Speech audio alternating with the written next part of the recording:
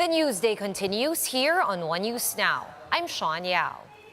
Presidential bet Leni Robredo takes her campaign to vote-rich Cebu province today. Gerard de la Peña joins us now from on the ground to give us an update. Hi Gerard, how was the welcome for VP Leni there in the Queen City of the South?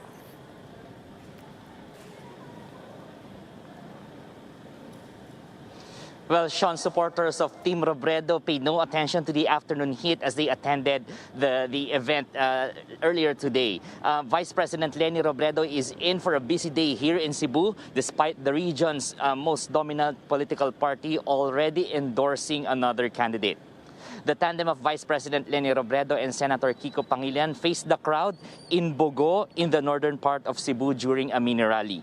Robredo acknowledged local officials who appeared to be supportive of her candidacy. Among them are the Davides, the Martinezes, and other local officials in Bogo and San Remigio and other nearby towns. These areas are also beneficiaries of the Office of the Vice President's Angat Buhay program. In her message, the VP said she has been with the people of Cebu in times of need, in calamities, and during the peak of the pandemic. Robredo is also confident that majority of Cebuanos will still support her candidacy even if the biggest coalition here has already endorsed a different candidate. She is counting on the support of volunteers even in far-flung areas, which she said was overwhelming and unprecedented. On the Easter Sunday press con issue, VP Leni says she won't engage with rival Isko Moreno as she has, quote, a greater fight ahead of her. Sean, Robredo should be on her way now to Danao City to attend a mini rally before going to Mandaue for another grand rally later on tonight. Sean. All right, thank you so much for that update. Gerard de la Peña reporting to us live from Cebu. Vice Presidential bet Willie Ong maintains his support for running mate Isko Moreno, despite differences in opinion regarding the Easter Sunday press conference. Romel Lopez with the rest of that story. All eyes were on presidential candidate Isko Moreno as he conducted his campaign visit in Bohol. He kept his cool for most part of the sortie, but things got heated when the Easter press con was brought up once again. This time, the Manila mayor went on to dare Vice President Leni Robredo and her camp. I challenge Bam Aquino. Sige, tingnan natin. Tingnan natin. I challenge Bam Aquino to deny it. I challenge the Honorable Vice President. Pasinungalingan nyo kami. Pasinungalingan nyo kami kung di kayo nag-attempt. Nang makita ng taong bayan ang katotohanan. Kung sino ang fake, kung sino ang totoo. He issued the same challenge to Robredo's spokesman, Attorney Barry Gutierrez, but this time issuing a warning that they have evidence to back their claim. Barry, mag-ingat ka. May CCTV ang Office of the Vice President. May CCTV yung bahay sa McKinley. Barry, tabi ka na sa Gedli. Pagsalitain mo yung amo mo. Pagsalitain mo yung amo mo. O baka hindi pa mabasa. Kailangan yung teleprompter. But as usual, Moreno coughed off his tirades with an offer to be an alternative candidate for those seeking peace of mind.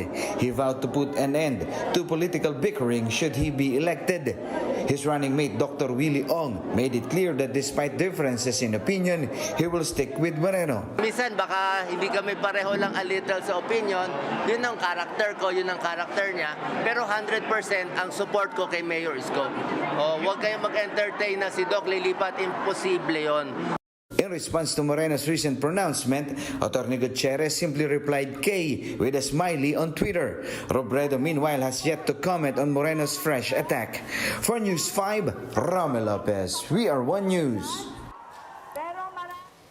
One political analyst believes that presidential bet Isko Moreno miscalculated his actions at the Manila Peninsula press conference on Easter Sunday.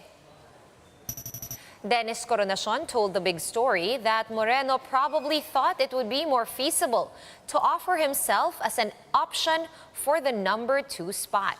However, instead of getting more support, Coronacion said that Moreno's tirades against Vice President Leni Robredo only served to work against him. We have already seen the immediate response of the supporters of Vice President Leni Robredo, they got turned off. Those who are supporting the mayor have already, some of them have already become disgusted and they do not want to vote for him anymore. So I think it's a miscalculation on his part. One News Now will be back with more stories after this short break. Stay with us.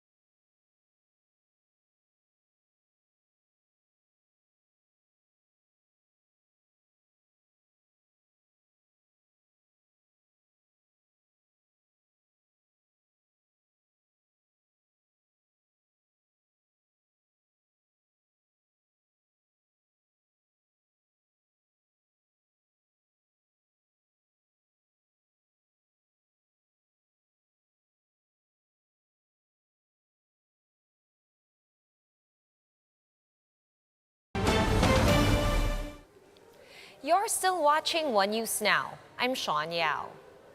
The LTFRB has clarified that provincial buses may still operate beyond the 10 p.m. to 5 a.m. window hours.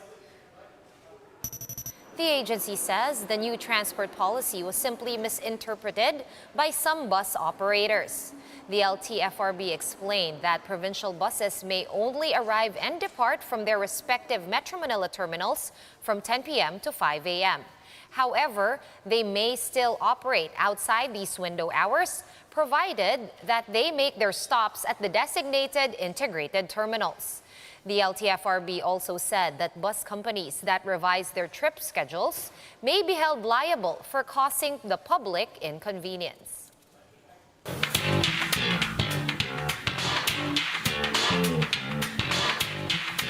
Mothers for Change party list nominee Mocha Uson slammed actress Tony Gonzaga for saying that Bongbong Marcos's homecoming to Malacanang Palace is long overdue.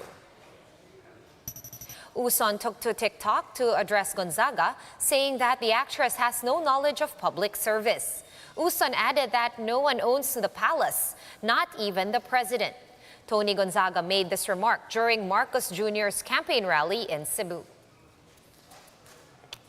Alam mo ma'am, hindi maganda yung sinasabi ninyo na paghahalataan na wala po kayong alam sa public service. Si Pangulong Duterte nga po ay sinasabi niya na ang Malacanang ay kanya lamang opisina. Hindi po niya ito tahanan. Ito ay pag-aari ng taong bayan.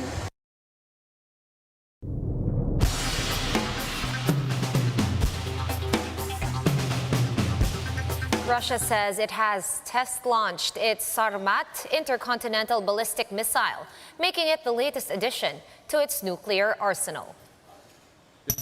The missile was launched from Russia's northwestern region and hit targets in the Kamchatka Peninsula. Russian President Vladimir Putin said the new missiles are capable of overcoming all modern means of anti-missile defense, strengthening Moscow's combat potential. Tennis players from Russia and Belarus will be banned from competing in this year's Wimbledon after Moscow's invasion of Ukraine. Because of this, 3 Russian tennis players will not be able to play in the Grand Slam. And in Britain, Queen Elizabeth gets her own Barbie doll to mark her Platinum Jubilee this year. The Queen Elizabeth doll is dressed in an ivory gown with a blue sash adorned with medallions and ribbons. The figure also has a tiara, similar to the one that the Queen wore on her wedding day. The doll will be sold in London stores in early June.